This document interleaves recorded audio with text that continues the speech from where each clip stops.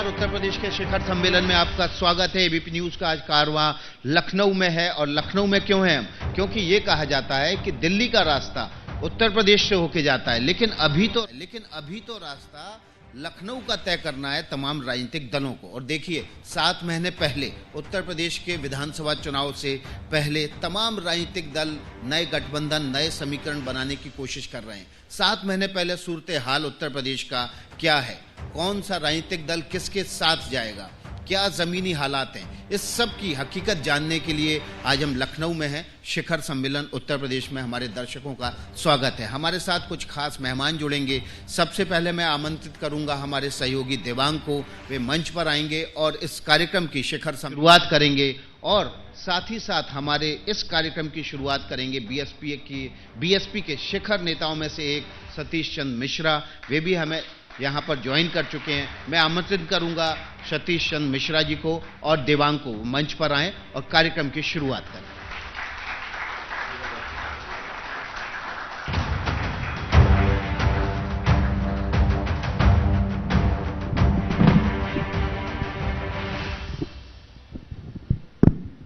नमस्कार, मैं हूं देवांग। शिखर सम्मेलन उत्तर प्रदेश में आपका स्वागत है। अगले साल बड़े चुनाव हैं, विधानसभा के चुनाव हैं राज्य में, और आज हम समझेंगे नेताओं से, उनकी रणनीति जानेंगे, वो जो जवाब दे रहे हैं उसके पीछे उनकी मंशा क्या है, वो कहना क्या चाहते हैं, ये भी देखा जाएगा। परत दर परत हम नेताओं को खोलने की कोशिश करेंगे और आप हमारे साथ जमे रहिए। आपको समझ में आएगा कि नेता चाहते क्या हैं, कर क्या रहे हैं और होगा क्या। हमारे आज के पहले खास मेहमान बीएसपी के कद्दावर नेता श्री चंद्र मिश्रा जी, आपका स्वागत है। धन्यवाद आपको हमें यहाँ बुलाने के लिए। नहीं, ये एक नया बदलाव है कि बीएसपी अब प्रवक्ता भी भेजती है और वो ट्विटर पर भी एक्टिव है, सोशल मीडिया पर भी है, और सभी नेता, मतलब खुद मायावती जी भी इसमें बड़ी सक्रिय हैं। नहीं, तो ये तो एक अच्छी बात है। और आगे जो आज के परिप्रेक्ष्य में जैसे आगे बढ़ना चाहिए, वैसे बहुजन समाज पार्टी में इस समय जो हमारे नौजवान साथी लोग हैं बहुत बड़ी संख्या में जुड़ रहे हैं। लगभग 50% नौजवानों को इस दौरान में जो पार्टी के अंदर हैं, 50% नौजवान हैं जो हमारी पार्टी की राष्ट्रीय अध्यक्ष मायावती जी ने उनको जोड़ने का काम किया। तो वो सब इसमें बहुत एक्टिव हैं जी। पर मैं जानना ये चाह रहा था कि ये एहसास, या इसको अगर तंज में कहें तो ये ज्ञान कैसे हुआ कि भाई ये सोशल मीडिया भी चीज़ है जिस पर ध्यान दिया जाना चाहिए था। देखिए, आपका दिया हुआ है ज्ञान की? नहीं, ऐसा नहीं है। हम तो ट्विटर में बाद में जुड़े हैं, बहन मायावती जी पहले जुड़ी हैं, और ये सब जो तय होता है वो बहन मायावती जी के स्तर पे ही तय होता है। और उन्होंने इस बात को तय करके ये कहा कि आगे बढ़ना चाहिए, इसमें भी चलना चाहिए, और हम लोग इसमें जुड़ गए। एक उत्तर प्रदेश के सवाल करें उससे पहले अगर आप आज की बात करें, आज जिस तरह से दुनिया का हाल है उसमें बहुत बात हो रही है, जिस तरह के हालात बदले हैं अफगानिस्तान में, काबुल में धमाके की बात, कैसे आपकी पार्टी इसको देखती है? देखिए, काबुल एक ऐसा इंटरनेशनल मसला है जिसमें कि आपको मालूम है कि अचानक से एक निर्णय हुआ जिसमें कि उन्होंने कहा कि हम अपनी सेना, यूनाइटेड स्टेट्स ने कहा हम हटा रहे हैं, और उसके बाद ये हालात शायद उन्होंने भी नहीं सोचा होगा कि इतने बुरे हाल हो जाएंगे। और आज के रोज, अभी कल भी सर्वदलीय बैठक हुई थी जो कि दिल्ली में हुई थी, और उसमें वहाँ के बारे में सब एक्सप्लेन किया गया। हम लोगों ने भी अपनी जिज्ञासा, हम लोगों की भी जो चिंता है उसको बताया कि खास तौर से जो भारतीय मुल्क के लोग हैं और उसमें सिख समाज के बहुत ज़्यादा बढ़ चढ़ के लोग हैं, वो सब अभी जो फंसे हुए हैं, तो उनको किस तरीके से वहाँ से पहले सुरक्षित बाहर लाया जाए। और यही सबसे पहला उद्देश्य होना चाहिए कि किस तरह से पहले वो अपना सुरक्षित होकर के वापस आएँ।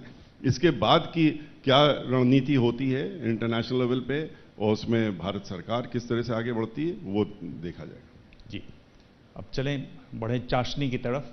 तो एक बड़ी कोशिश जो आपकी पार्टी कर रही है, और ख़ासतौर पर जो आप कर रहे हैं, उसमें ये है कि 75 जिलों के दौरे पर आप लगे हुए हैं, शायद 16 कुल बचे हैं। जी बिल्कुल, आप सही कह रहे हैं, और बिल्कुल सही कह रहे हैं। और कोशिश ये है कि 2007 में जो आपने एक खड़ी की थी सरकार, जिसमें आपकी 30% वोट आए, 206 आपकी सीटें आई, वही करने की कोशिश है। क्या इससे वो हो जाएगा? ये जो आप एक ब्राह्मणों को जोड़ने की कोशिश कर रहे हैं, ये क्या कोशिश है, इसका क्या मकसद है? देखिए, ये सही है कि हमारी अब 16 मीटिंग रह गई। आज हमारी एक जालौन में है। अगर आज आपका ये कार्यक्रम शायद नहीं होता तो हमारी एक और कम हो जाती है। हम तो रोज गिनते हैं ना कितने जिले बचे हैं। तो हमें जिम्मेदार मत ठहराइए। नहीं, हम जिम्मेदार नहीं ठहराए बहुत। इसीलिए हमने तुरंत इसको, जैसे ही कहा गया कि आपको इसमें आना, हमने एक मीटिंग अपनी पोस्टपोन करके दूसरे दिन रख दी।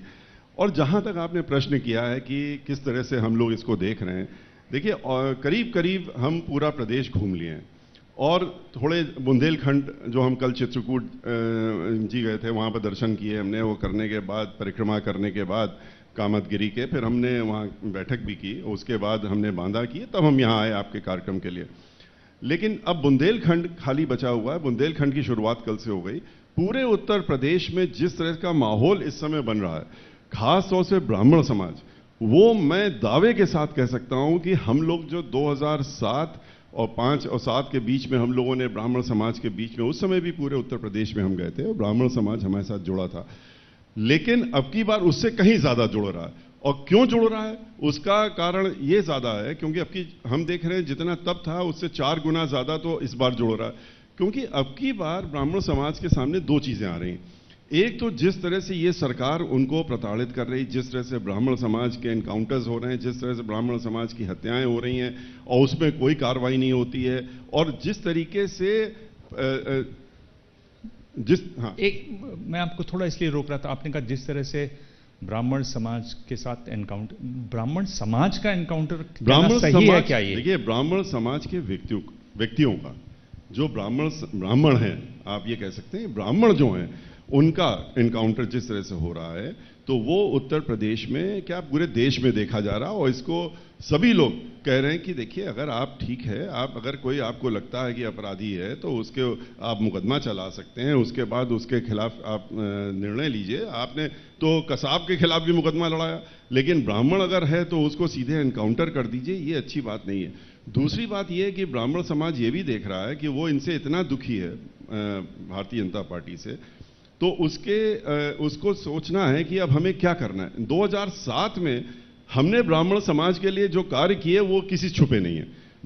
उस समय हम क्यों अब की बार ज्यादा जोड़ रहा है, उस समय हमको बताना पड़ता था कि आप हमारे साथ में आएंगे तो हम ये आपके साथ करेंगे और आपको ये आपका मान सम्मान, जो स्वाभिमान जिसके लिए लड़ाई लड़ते हैं, उसको हम वापस लाने का काम करेंगे। हमने 2007 की सरकार बनने के बाद तुरंत उसको करने का काम किया। लेकिन आज के रोज ब्राह्मण समाज को हमको ये नहीं बताना पड़ रहा कि आप मेरे साथ जुड़ोगे तो हमें ये करना है। वो उनको मालूम है कि हमारे साथ जुड़ करके उनके साथ हमने क्या किया था, इसलिए वो बहुत तेजी से जुड़ रहा है। और वो बात दूसरी कि भारतीय जनता पार्टी ने तो खुलेआम कह दिया कि ये ब्राह्मण समाज के लोग जाएंगे कहाँ। उनके तो बहुत बड़े कद्दावर नेता जो राज्यसभा में एमपी हैं, उन्होंने इस बात को मीडिया से कहा, आप ही लोगों से कहा, बाहर निकल करके नॉमिनेशन फाइल करके आए थे हरिद्वार दुबे जी। उन्होंने कहा कि जब सवाल हुआ कि ब्राह्मण समाज नाराज है, आप क्या करेंगे, उन्होंने कहा ससुरे जाइए कहाँ, इनकी तो मजबूरी है बीजेपी में रहना। तो अब की बार ब्राह्मण समाज ये दिखा देगा कि कोई मजबूरी नहीं है और हम बहुजन समाज पार्टी के साथ सुरक्षित थे, हम वहीं रहेंगे। मिश्रा जी, ये देखिए कि उत्तर प्रदेश में करीब 6 ब्राह्मण मुख्यमंत्री रहे। एनडीटी तिवारी जो हैं वो आखिरी मुख्यमंत्री रहे। मुख्यमंत्री पद पा चुका है ब्राह्मण समाज, अगर ऐसे इसको देखा जाए तो क्या बीएसपी आपको कुछ उसमें प्रोजेक्ट करेगी? नहीं, देखिए, हमारी पार्टी हम लोगों, मतलब ब्राह्मणों को रिटर्न में क्या मिलेगा अगर आप अगर इसी तरह से हम उनको तोलें तो? ब्राह्मण समाज बुद्धिजीवी समाज है, वो समझदार है। उसने देखा कि जब ये ब्राह्मण समाज के मुख्यमंत्री थे तो उसको क्या मिला। ये लोग तो ब्राह्मण समाज का नाम भी नहीं लेते थे, ब्राह्मणों का नाम भी नहीं लेते थे, ये ब्राह्मणों के बारे में नहीं करते थे। लेकिन जहां तक हमारी पार्टी का सवाल है, हमारी पार्टी जो है सर्वजन हिताय सर्वजन सुखाय का नारा लेके चलती है और करती भी है। और हमारी पार्टी में जो ब्राह्मण समाज के लोग हैं, मैं स्वयं, हमारे साथ में जितने लोग हैं, हम लोग जो हैं बहन मायावती जी के पीछे खड़े हैं और उनको अब की बार 2022 में मुख्यमंत्री बनाने का संकल्प ले चुके हैं। और हर मीटिंग में हमारी, आप किसी को भेज दीजिए, आप लोग तो यूट्यूब में है, देख लीजिए, अंत में सारा ब्राह्मण समाज खड़े होकर के मीटिंग खत्म होने के पहले ये संकल्प लेके और बहुत खुश होकर के जाता है, क्योंकि वो जानता है कि सरकार चलाना बहन मायावती जी को ही मालूम है, कानून द्वारा कानून का राज चलाना बहन मायावती जी को मालूम है। वहां पर महिलाओं के साथ में हर 2 घंटे में जैसे आज बलात्कार और दुराचार हो रहा है, वहां पर किसी की हिम्मत थी कि वो इस तरह से कर सके? कोई दंगा नहीं, कोई फसाद नहीं। तो बहन मायावती जी को शासन चलाना आता है, और ऐसा ही शासक हम लोगों को चाहिए, खाली ब्राह्मण समाज को नहीं, हर समाज को चाहिए।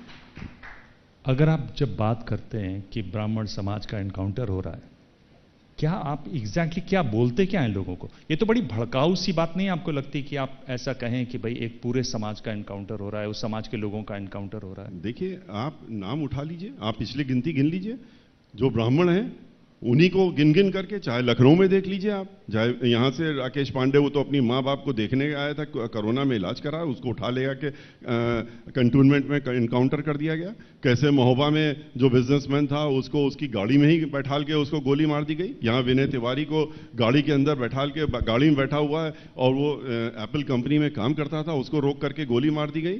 किस तरह से कानपुर में एक व्यक्ति को ले करके आपने कितने लोगों का इनकाउंटर वहां पर कर दिया, किस तरीके से आपने उनका इनकाउंटर ही नहीं किया, 17.5 साल के लड़के का। कानपुर वाले का नाम नहीं बताया आपने? नहीं, विकास दुबे का नाम, उसमें कौन सी बात है? विकास दुबे के मामले में आपने लेकर के कितने लोगों का इनकाउंटर कर दिया? एक का करा हो, कितनों को कर दिया, जो अभी आपने कहीं पर तय नहीं किया कि ये उसमें शामिल थे या नहीं थे। 16.5 साल की लड़की खुशी दुबे, उसका क्या लेना देना था? एक दिन पहले शादी होती है, उसके तो मेहंदी भी नहीं छूटी थी एक दिन में, और उसके हाथ में आपने बंदूक दिखा के, आपने क्या दिखाया पता नहीं, लेकिन उसको अभी तक जेल में बंद कर रखा है। महिला जो घर में काम करती थी, उसकी तो 3 साल का लड़का और 6 साल की बच्ची, उसको भी जेल में ले गए उसके साथ में, उसके हस्बैंड को तो मार ही दिया। तो इस तरह से क्या आप इसको क्या कहेंगे? मैं आपसे सीधा सवाल पूछ रहा हूं कि 10-11% ब्राह्मण वोट है। नहीं, 16% है, 13 तो सरकारी है, सरकारी आंकड़े के हिसाब से। चलिए, आप 16% मान रहे हैं, अच्छी बात है। अब 18-20 पे पार्टी आपकी रुकती है जी। क्यों नहीं मायावती कहती कि हम सतीश चंद्र मिश्रा को मुख्यमंत्री बनाएंगे? देखिए, 36%, 37% वोट आपका आ जाता है। देखिए, ये कहने का तो कोई मतलब ही नहीं है। आप बनेंगे किस बात के लिए? क्यों? हमारी नेता बहन मायावती जी हैं, और बहन ये इस तरह की जो खबरें होती हैं ना, ये तो वही है जो कि अब उनको जमीन खिसकती नजर आ रही है। लग रहा है कि सब लोग एक साथ हो रहे हैं, एकजुट हो रहे हैं, तो इस तरह की खबरें बीच बीच में चलाते रहो। लेकिन हमारा समाज और बहुजन समाज पूरा ये इन सब बातों में बिल्कुल नहीं आने वाला है, और वो उसको अच्छी तरीके से मालूम, जो मुझे मालूम है कि मैं किसी भी पद के लिए मैं यहां पर नहीं बैठा हुआ हूं, पार्टी में नहीं हूं। मैं तो सिर्फ और सिर्फ बहन मायावती जी के साथ खड़ा हूं, जिन्होंने हमें ही नहीं, हमारे परिवार को ही नहीं, हमारे पूरे समाज को सम्मान दिया, मान सम्मान दिया है।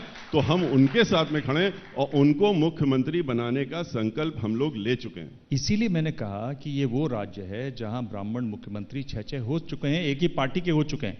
अगर आप ब्राह्मण समाज की बात करते हैं, क्या समाज नहीं देखना चाहेगा कि हमारा मुख्यमंत्री हो? समाज सब अच्छी तरीके से देख रहा है, समझ रहा है। समाज ने पहले भी समझा है। समाज को इस समय यहाँ पर अच्छा शासन चाहिए, अच्छा प्रशासक चाहिए। बहन मायावती जी के रूप में वो एक बार नहीं 4 बार देख चुके हैं कि कितनी अच्छी प्रशासक हैं वो, किस तरह से शासन चलाती हैं, उन्हीं को ही मालूम है, किसी और को नहीं मालूम है। तो इन सब बातों में ब्राह्मण समाज जो है पहले भी तो हमारे साथ में आ चुका है।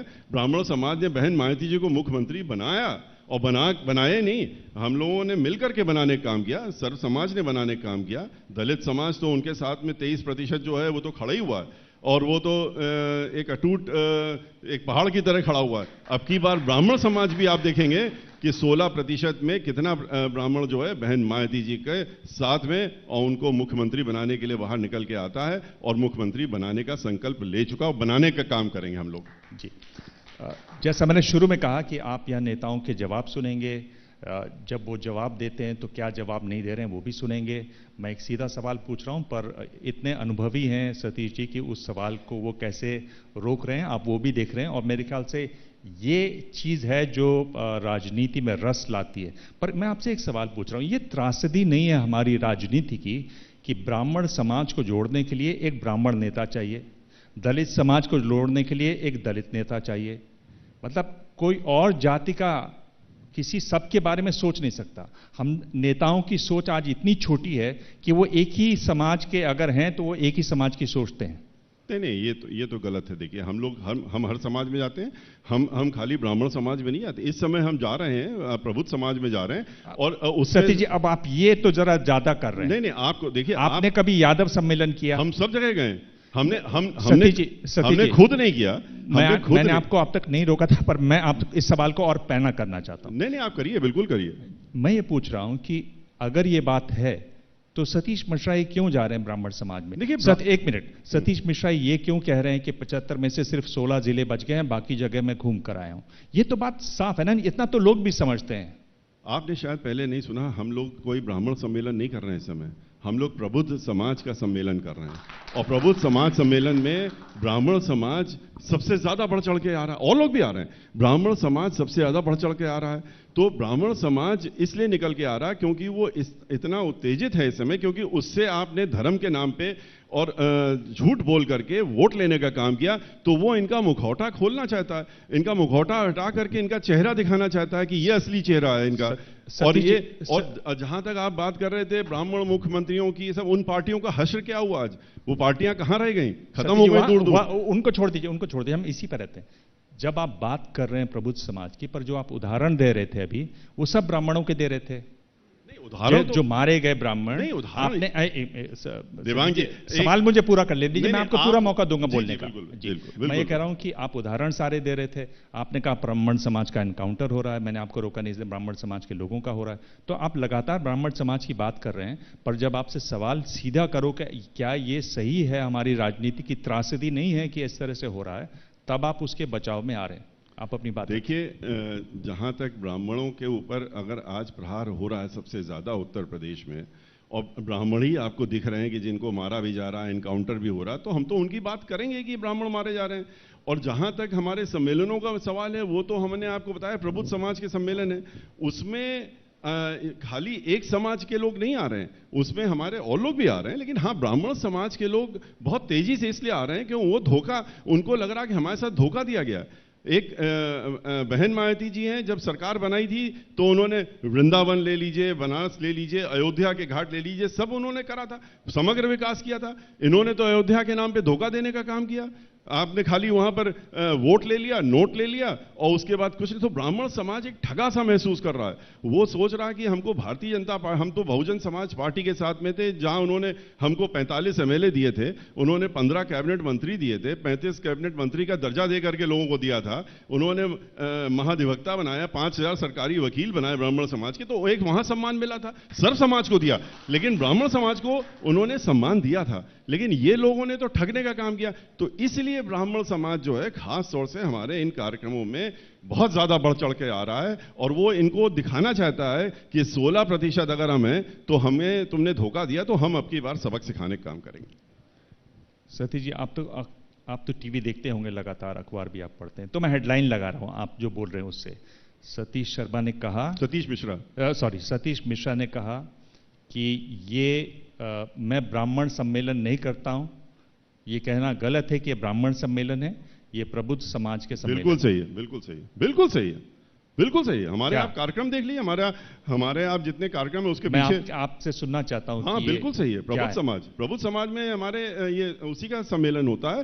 वो बात दूसरी कि अगर प्रबुद्ध समाज में 80%, 90% ब्राह्मण समाज के लोग आ जाते हैं, तो ये ब्राह्मण सम्मेलन नहीं है। ये ब्राह्मण सम्मेलन नहीं है, ये कहना गलत है कि ये गलत है, प्रबुद्ध समाज का सम्मेलन। चलिए, ये तो एक बात हो गई। ये एक बात देखी जाए अगर मौजूदा सरकार की कामकाज की, तो मौजूदा सरकार तो कह रही कि हमने बहुत अच्छा काम किया। आप विपक्ष में हैं, मैं आपसे पूछ रहा हूं कि अगर पॉइंट वाइज बात करें, सिर्फ पॉइंटर्स के तौर पर, तो इस सरकार की 5 बड़ी कमजोरियां, खामियां, या जो काम इनको नहीं करने चाहिए थे वो इन्होंने किए, इस तरह की कौन सी 5 बड़ी कमजोरियां इस सरकार की रही? देखिए, पहला नहीं, आपने 5 में सीमित कर दिया, वरना तो यहाँ कमजोरियां ही कमजोरियां इस सरकार में, उपलब्धि नाम की कोई चीज ही नहीं है। तो देखिए, अनएम्प्लॉयमेंट इस समय पूरे उत्तर प्रदेश में, बेरोजगारी दो, उसके बाद आप देख लीजिए कोविड में कितनी अव्यवस्था हुई, किस तरह से गंगा जी में बहाई गई लाशें या वहां पर दफना दी गई लाशों को, किस तरह से ऑक्सीजन की अव्यवस्था रही। आप वो देखिए किस तरीके से जो लेडीज हैं, हम लोगों की बहनें हैं, माताएं हैं, उनके हर 2 घंटे में, आज रिपोर्ट, इनकी सरकारी रिपोर्ट कहती है, हर 2 घंटे में उनके साथ दुराचार हो रहा है, रेप हो रहा है। तो लॉ एंड ऑर्डर की सिचुएशन कितनी खराब है। पूरे प्रदेश में आपने कानून के नाम पर पे खाली दहशत फैलाने का काम किया है। कहीं बुलडोजर चलाते हैं, कहीं जो आपके खिलाफ बोलता है, जिसको जो आपके विरुद्ध बोलने का काम करे तो सीधे आप उसके देशद्रोह का कानून लगा दें। ये कौन सा कानून है? पांचवें में आप देखिए, आज पूरे उत्तर प्रदेश में कोई भी विकास के नाम पे, एक भी चीज विकास के नाम पे बता दी है, सिवाय इसके कि 300 करोड़ रुपए महीना ये खर्चा करते हैं एडवर्टाइजमेंट में अपने ऊपर कि हम ये काम बड़ा अच्छा उत्तर प्रदेश का कर रहे हैं और चला रहे हैं। वरना उत्तर प्रदेश में विकास के नाम पे तो मैं तो अभी घूम के आया हूं, 75 जिलों में से 16 जिले रह गए, एक भी जिला ऐसा नहीं मिला जहां पर कि आपको, जहां सड़कें हो, वहां का डेवलपमेंट हो, अयोध्या को लेकर के, वाराणसी को मिला करके वहां पर कुछ भी नहीं मिला जहां विकास के नाम पे कुछ हो। छठे में आप देखिए, उत्तर प्रदेश में जहां पर एक सामंजस्य था, आपस में भाईचारा था, सभी जातियों में भाईचारा था, उसको इन्होंने बिगाड़ने का काम किया। जिस तरीके से आपने चिन्हित करके ब्राह्मण लोगों के ऊपर अत्याचार किया, दलितों के ऊपर अत्याचार किया, जिस तरह से हाथरस में दलित की लड़की के साथ में रेप होने के बाद मृत्यु हो जाती, उसकी आपने बॉडी भी उनके घर वालों को नहीं देने दिया, पीएसी लगा करके आपने मिट्टी का तेल जला के कर दिया। ये सब चीजें इनके पास, किसानों के लिए आप देख लीजिए, किसान के मामले में किसान आज जो है कब से आंदोलित है, 1.5 साल से आंदोलित है। आप उसकी जमीन छीन लेना चाहते हैं और उसको 500 से ज्यादा किसानों की मृत्यु हो गई, किसान परेशान हो रहा है, आप उसके बारे में कुछ भी नहीं सोच रहे हैं। मैं इसलिए नंबर बढ़ा रहा था क्योंकि मुझे लग रहा था पहले 5 में किसान आ जाएंगे, पर 7 में प्याज, ये भी ठीक है। मिश्रा जी, मैं आपसे ये पूछ रहा हूं कि इस सब के बावजूद, ऐसे आप पूछेंगे तो मजदूर जितने कारखाने थे छोटे बड़े, वो सब बंद हो गए और मजदूर सड़कों में आ गए। और जीएसटी और नोटबंदी लगा करके आपने इन सब कारखानों को बंद करा दिया, तो ये सब सड़क में आ गए। जो बाहर से लोग आए थे जब कोविड हुआ था, उनका प्रवासी लोग थे, उनके बारे में आपने कोई व्यवस्था नहीं करी, सड़कों में घूमते रहे, बच्चों को आगे चलते हैं, आगे से बहुत सी चीजें। जी आगे चलते हैं। इस सब के बावजूद लोग ये क्यों कहते हैं कि बीएसपी जो है वो बीजेपी की बी टीम है? देखिए, ये परसेप्शन क्यों है? देखिए, ये कौन कहता है? जब हम लोग जो हैं कांग्रेस के समर्थन में थे, जब केंद्र में कांग्रेस की सरकार थी, हमने उनको बाहर से समर्थन दे रखा था, तो यही भारतीय जनता पार्टी वाले कहते थे कि बीएसपी तो कांग्रेस की बी टीम है, और यही समाजवादी पार्टी वाले कहते थे कि हम कांग्रेस की बी टीम है। आज हम भारतीय जनता पार्टी के विरोध में हैं, उनके साथ में नहीं खड़े हैं, तो हमको बी टीम बताया जाता है। इसलिए बताने का काम करते हैं जिससे कि उनको, जैसे कि वो पता नहीं कौन सी टीम। इस समय उत्तर प्रदेश में आप घूम करके देख लीजिए, बहुजन समाज पार्टी किसी के साथ ना गठबंधन कर, अकेली एक पार्टी जो ना किसी के साथ गठबंधन कर रही है, खुद अकेले दम पे चुनाव लड़ने जा रही है और यहां पर अकेले दम पे सरकार बनाएगी। बीजेपी हो, चाहे कांग्रेस हो, चाहे समाजवादी पार्टी हो, ये सब हमसे चुनाव लड़ रहे हैं, हम उनसे चुनाव नहीं लड़ रहे हैं। तो इसलिए ए टीम से इस समय बहुजन समाज पार्टी उत्तर प्रदेश की ए टीम है, और बी सी डी जो है वो लोग ये प्रचार करने का काम करते हैं कि ये फलां की बी टीम है, ये फलां की बी टीम है। इन सबसे कुछ फर्क नहीं पड़ता। आपने नाम लिया समाजवादी पार्टी का, पर अभी तो पिछले ही दिनों मायावती जी ने कहा कि हम इस पार्टी को हराने के लिए बीजेपी के साथ भी खड़े होने को तैयार हैं। वो कोई खास कॉन्टेक्स्ट में बात थी, वो भी गलत तरीके से उसको सामने रखा गया।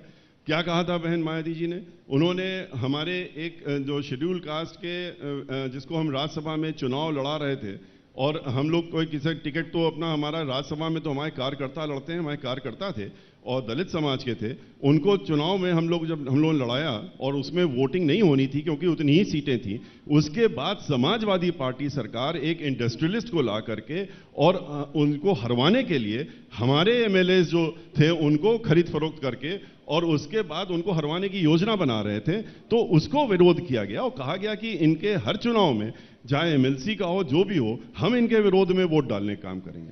हम अगर खुद लड़ रहे हैं तो हम अपने लिए देंगे, पर हम नहीं लड़ रहे हैं तो हम इनके विरोध करने का काम करेंगे, क्योंकि इनको सबक सिखाने का काम करेंगे। भारतीय जनता पार्टी को भी तो सबक सिखाया गया था, आपको याद होगा 1 वोट से उनकी सरकार गिरी थी, उन्होंने भी बहुजन समाज पार्टी के उन्होंने तोड़े थे एमएलए, तो उनको पार्लियामेंट में 1 सीट से उनकी सरकार गिरी थी। बहुजन समाज पार्टी ने उस समय उनको सबक सिखाने का काम किया था, तो इनको सबक सिखाने के लिए ऐसे कुछ पॉलिटिकल हेडमास्टर जैसे आप लोग हैं, हर किसी को सबक सिखाना चाहते हैं, पर लोग कहते हैं कि नहीं, असली में बात यह है कि आप सौदेबाजी करते हैं, सिर्फ अपना ही फायदा देखते हैं।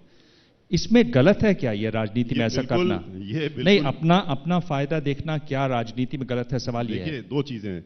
पहली बात तो हम लोग ये करते नहीं, ये गलत आरोप है कि आप लोग जो हैं सौदेबाजी करते हैं। हम लोग कोई सौदेबाजी कभी किसी से नहीं करते हैं। हम लोग का जो मामला होता है बिल्कुल खुला होता है, सामने होता है, स्पष्ट होता है, हम लोग उसमें कोई पर्दा अर्दा नहीं डालते हैं। और आपने ये भी देखा होगा कि हम लोग केंद्र में भी, अगर हम लोग विरोध में हैं भारतीय जनता पार्टी खुल के हैं, लेकिन अगर कोई नेशनल इश्यूज हैं, कोई नेशनल मुद्दे हैं जिसमें कि जनता का फायदा होना है, तो उसमें हम लोग खड़े होकर सपोर्ट भी करते हैं। और जहां होता अदर खुल के विरोध करते हैं। किसानों के मामले में खुल के विरोध किया। हम लोग कोई सौदेबाजी का कार्य किसी के साथ में नहीं करते हैं, और फायदा और नुकसान तो उसका नतीजा होता है कि अगर हम कुछ कर रहे हैं, अब हम आज अगर मान लीजिए जा रहे हैं, मीटिंगें कर रहे हैं, इसका क्या फायदा होगा इसलिए हम कर रहे हैं, तो ये तो गलत है। राजनीति में तो हम जो चीजें हमें करनी है वो हम करेंगे, जो हमें फायदा का सोच कर ही करते हैं, इसमें कहने में क्या बुराई है? देखिए हम अपना नुकसान सोच करके कोई कार्य थोड़ी ना करेंगे। हम तो जब भी कुछ करेंगे तो फायदे की बात सोचेंगे, हम तो उसके बारे में ही सोच के आगे बढ़ेंगे, लेकिन किसी के साथ में सौदेबाजी काम नहीं करते हैं। चलिए, मैं आपसे ये पूछ रहा हूं, हुआ क्या? समाजवादी पार्टी के साथ आप थे, लोकसभा भी आप लड़े, तो उससे आपको लाभ भी हुआ? देखिए, समाजवादी पार्टी के साथ हमारे कोई लाभ, ये कहें कि उनकी वजह से कोई लाभ हुआ, कोई लाभ नहीं हुआ। हमें हमारे जो बहुजन समाज पार्टी का, अगर आप 0 से किसी आंकड़े पर पहुंच जाए तो 0 से आप कह रहे हैं ना, 0 से आप 14 की बात कर रहे हैं। 0 में आप देख लीजिए, एक बार वोट के आंकड़े भी देख लीजिए, जितने वोट हमको 9 में पड़े थे उससे ज्यादा 14 में पड़े थे। हम लोग पूरे देश में तीसरी लार्जेस्ट पार्टी बन करके आए थे वोट शेयर में, 2 करोड़ 62 लाख के करीब वोट पड़े थे। तो उसमें 0 जीतने वाली बात अलग होती है कि आप इतने वोट से हार गए, लेकिन 2010 में भी हमारे आंकड़े रहे, बराबर रहे। वो बात दूसरी कि हम कम सीटों में लड़े, वरना हमारे आंकड़े और बढ़ जाते। हमने सीटें छोड़ दी थी, इसलिए आंकड़े बढ़ गए। और जब देखा हम लोगों ने कि ये नहीं समन्वय हो सकता, हमारे पार्टी के लोगों ने ये कहा कि हम इन्होंने हमारा साथ नहीं दिया जिस तरह से मिलना चाहिए था, तो इसलिए हम इनके साथ में आगे नहीं चल सकते, तो नहीं चल रहे हैं। पर क्या आपको लगता है कि इसकी और कोशिश होनी चाहिए थी और उसको सुचारू ढंग से उसको जमीन पर उतारना चाहिए था? देखिए, ये बहुत सोच समझ करके निर्णय लिया गया। पार्टी के हमारे प्रमुख, हमारी बहन मायावती जी, कोई भी जब निर्णय लेती हैं, राष्ट्रीय अध्यक्ष जो हैं, तो वो सारे एस्पेक्ट्स को देख करके और निर्णय लेने का काम करती हैं। उन्होंने सब चीजें सोच करके उसके बाद ये निर्णय लिया। एक कोशिश आप करते रहते हैं अलग अलग दलों से तालमेल की, क्या असदुद्दीन ओवैसी साहब की जो पार्टी है उससे भी बातचीट की कोई कोशिश थी? ये खबरें थी, बातचीत कैसे टूट गई, हुआ क्या उसमें? नहीं, ओवैसी से आज तक कभी कोई बातचीत हुई ही नहीं, तो टूटने का सवाल तब उठता कोई बातचीत हो। हम लोगों ने बिहार में भी आपने देखा होगा, उनके साथ में कोई गठबंधन नहीं किया था। हम लोगों ने वहां पर जो गठबंधन किया था दूसरे के साथ में किया था, ये उनके साथ में जुड़ गए थे जाके। इसीलिए आपने किसी भी उनकी जो मीटिंग थी उसमें बहन मायावती जी को उनके साथ में नहीं देखा होगा, क्योंकि हमारी गठबंधन जिसके साथ था हम उनके साथ में थे। पंजाब में हमारा जरूर गठबंधन है शिरोमणि अकाली दल के साथ में, इसके अलावा हमारा न कहीं गठबंधन है और न कहीं गठबंधन की हम बात कर रहे हैं। हम अकेले चुनाव लड़ रहे हैं और सभी को ये संदेशा दिया जा चुका है कि हम किसी के साथ गठबंधन नहीं करेंगे। ये तो बड़ी बारीक सी लाइन है ना कि हमने उनके साथ नहीं किया, पर जिसके साथ हमने किया था उन्होंने उनके साथ किया हुआ था गठबंधन, तो फिर भी हमारा उनके साथ गठबंधन नहीं। हमें क्या मालूम, मान लीजिए हम आपके साथ गठबंधन करें और अगर मेरे साथ अगर कोई है नहीं, उन्होंने वो भी तो आप ही के साथ हुआ। पहले उनके साथ कोई गठबंधन नहीं था। चुनाव के समय आप अचानक से किसी और के साथ गठबंधन कर लें तो वो तो स्थिति वो वाली थी। लेकिन ओवैसी के साथ में या किसी और के साथ में या उनकी पार्टियों के साथ में बहुजन समाज पार्टी की न कभी बातचीत हुई है, न कभी आगे बातचीत होने वाली है और न ही हम उनके साथ कोई गठबंधन करने वाले हैं। अरे बहुत, आप हमेशा बहुत कड़ा बोलते हैं, फिर बाद में कुछ गड़बड़ हो जाता है बीच में। नहीं, गठबंधन हम कर रहे हैं। आप जानना चाहते हैं हम गठबंधन किससे कर रहे हैं? गठबंधन हम कर रहे हैं, लेकिन हम गठबंधन जो कर रहे हैं उत्तर प्रदेश की जनता के साथ गठबंधन। ये बताइए कि एक नया नाम क्या हमें इन चुनाव में सुनाई देगा, प्रचार करता हुआ दिखाई देगा आपकी पार्टी की तरफ से? नहीं, नया नाम हम नहीं समझ पाए आप क्या कहना चाहते हैं। अब इतनी बात तो मिश्रा जी आप समझ ही जाते हैं कि कोई नहीं, नया चेहरा हमारे आएगा। यहाँ तो सभी लोग लगे हुए हैं। हमारे यहाँ नौजवान भी लगे हुए हैं और हर क्या तरह बड़े पैमाने पर आकाश आनंद इन चुनाव में दिखाई देंगे? आकाश आनंद जी तो हम आपको बता रहे हैं, उनका नाम ले रहे हैं, बता रहे हैं। आकाश आनंद जी हमारे नेशनल कोऑर्डिनेटर हैं और वो पूरे देश में जा रहे हैं, घूम रहे हैं और इस समय भी वो पूरी रोज लगभग रोज उनकी मीटिंग चल रही है, आज भी हो रही होगी। उनकी मीटिंग तो डेली चल रही है और नौजवान लोग बहुत तेजी से जुड़ रहे हैं, पूरे प्रदेश में नहीं, अब तो पूरे देश में नौजवान जुड़ रहा है और वो अपना आगे बढ़ रहे हैं। उसमें हमारे नेशनल कोऑर्डिनेटर हैं वो जी। तो क्या ये एक तरीके से जो वेतन देते हैं, उत्तराधिकारी वाली बात करते हैं, वो वाली बात है इसमें? वो छवि देखी जा सकती है? नहीं, पर आपको ये एहसास तो होगा कि मीडिया में इस बारे में बात जरूर होगी। नहीं, ये मीडिया का तो काम ही है कि बातचीत करता रहे और करे, आगे चर्चा करे, तभी तो आगे बात मीडिया वालों की चलेगी। लेकिन इसमें इस तरह की कोई चीज नहीं है। वो आज हमारी पार्टी के जैसे हम लोग हैं वैसे वो भी एक हैं और वो नेशनल कोऑर्डिनेटर हैं, हम नेशनल जनरल सेक्रेटरी हैं, वो नेशनल कोऑर्डिनेटर हैं और लोग भी नेशनल एक और भी हैं। लेकिन आकाश आनंद जी इस समय यूथ को जोड़ रहे हैं, यूथ को एक साथ लेकर के चल रहे हैं। इसमें यहाँ ना कोई अभी उत्तराधिकारी, बहन मायावती जी अभी जो हैं हमारी पार्टी की राष्ट्रीय अध्यक्ष हैं और वो पूरा मजबूती से पार्टी को अपने चलाने का काम कर रही हैं। चाहे हम हों, चाहे आकाश आनंद जी हों, चाहे कोई हो, उनके दिशा निर्देश पर हम लोग आगे बढ़ने का काम कर रहे हैं और करते रहेंगे। ये सारे कार्यक्रम भी जो हम कर रहे हैं, ये बहन मायावती जी ने प्रेस कॉन्फ्रेंस करके बताया था कि हम ये करने जा रहे हैं और ये हमने सतीश चंद्र मिश्रा को ये कहा है कि ये करो। ये जो अभी आपने ओवैसी जी के बारे में एक ब्लैंकेट स्टेटमेंट दिया, वैसे आप कह सकते हैं आकाश आनंद के बारे में? देखिए इसमें कौन सा स्टेटमेंट, इसमें स्टेटमेंट की बात ही नहीं। आपने कहा कि ओवैसी की पार्टी से ना हमारा गठबंधन हुआ, उत्तराधिकारी का है ना आगे कभी होगा। उत्तराधिकारी की बात यहाँ आती कहाँ है? अभी उत्तराधिकारी की कौन सी बात हो रही है यहाँ पर? बहन मायावती जी क्या पार्टी छोड़ रही है, पार्टी से जा रही है कि आप उत्तराधिकारी की बात कर रहे हैं? बहन मायावती जी हमारी अभी 20 वर्ष तक पार्टी को दिशा निर्देश देने का काम करेंगी, वो बिल्कुल मजबूती के साथ में। और आज भी वो 16 से 18 घंटे काम कर रही हैं। पूरी पार्टी की एक एक यूनिट, जिले की यूनिट छोड़िए, वो तो जो हमारी छोटी से छोटी यूनिट्स भी होती हैं उसको भी वो बूथ लेवल तक की वो रोज देखने का काम कर रही हैं। पर मिश्रा जी इतना तो आप भी समझते ही है ना कि लोगों को भी तैयार किया जाता है, कोई अचानक से तो आ नहीं जाता है। पार्टी देखिए तैयार किया जाता है, फिर जीत के कई सहरे बांधे जाते हैं, फिर उनको मंच पे चढ़ाया जाता है। तैयार तो पार्टी में बहुत से लोग हो रहे हैं और होते रहेंगे। और जो लोग, ये पार्टी तो बहुजन समाज पार्टी, आपको पता ही है इसकी हिस्ट्री क्या। बहुजन समाज पार्टी तो तैयार करने का काम करती है, जमीन से उठा करके, और नेता बनाने के बाद फिर वही लोग जब गद्दारी करते हैं, कुछ लोग चले जाते हैं तो वो फिर कहीं के नहीं रह जाते हैं। लेकिन पार्टी का काम ही तैयार करना है, और तैयार कर रहे हैं। ये जो चले जाते हैं, से मुझे याद है क्यों लोग इतने चले जाते हैं, और जो भी जाता है वो कहता है कि ये बड़ी घमंडी लोगों की पार्टी है, अप्रोचेबल लोग नहीं है। रामवीर जैसे उपाध्याय जो आपके ब्राह्मण नेता थे, वो भी मंत्री भी थे, वो भी चले गए। ये जाते जाते ये, और जो भी जाता है वो करीब करीब एक सी बात करता है। ये क्यों है? ये आपने इस पर कभी सोचा? कभी आपने इस पे विचार किया कि इन लोगों जब शुरुआत में आए तो ये क्या थे, ये कहाँ थे, किस जगह से उठे, ये जीरो से इनको उठाने वाला कौन था, इनको जीरो से उठा करके ऊपर पहुंचाने वाला, ट्रेनिंग दे करके बैठाने वाला कौन था? बहन मायावती जी थी।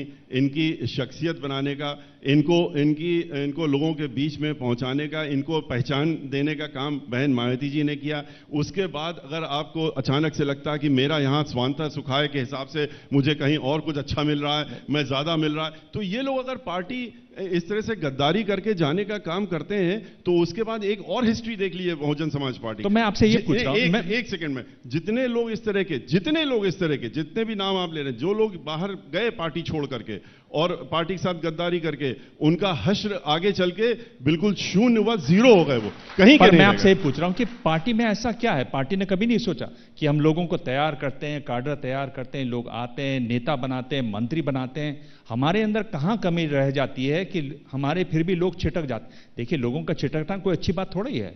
पार्टी के अंदर कोई कमी नहीं, पार्टी के अंदर कमी, मैं भी तो आपके सामने बैठा हूं, 20 वर्ष हो रहे हैं लगभग, और पार्टी के अंदर हूं, और पार्टी के अंदर हमेशा रहूंगा, इस जीवन में के एंड तक तो पार्टी के अंदर रहूंगा। हमारी नेता बहन मायावती जी होंगी।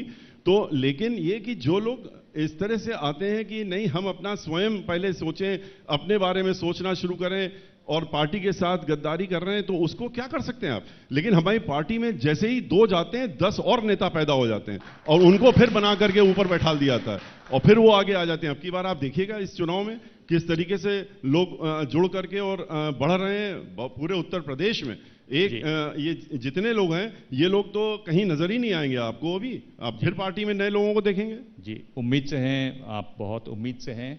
आपका बहुत बहुत धन्यवाद। आपने कुछ सवालों के जवाब सीधे दिए, कुछ तिरछे दिए, कुछ लोग जवाब नहीं भी दिए, पर यही शिखर सम्मेलन की खासियत है। देखिए, सीधे सवाल जब हो तो सीधा जवाब, तिरछे सवाल हो तो तिरछा जवाब, घुमा फिरा के जवाब सवाल हो तो घुमा फिरा के जवाब। हम तो वकालत के पेशे से हैं, आपको पता ही है, 45 वर्षों से वकालत कर रहे हैं, तो हम लोगों की तो ये चलिए, मेरे पास समय इतना ही है, पर मैं आपके जवाब को मान लेता हूं कि ये इनको समझ है कि सीधा सवाल कौन सा है, तिरछा सवाल कौन सा है और सवाल जवाब कौन सा है, ये इनको मालूम है। विश्व जी, आपने हमसे बातचीत की, बहुत बहुत धन्यवाद।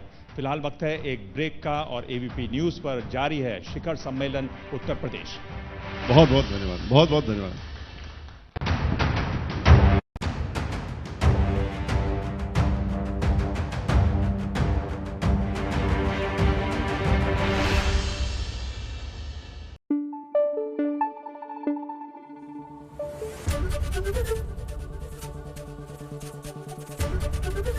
एबीपी न्यूज आपको रखे आगे।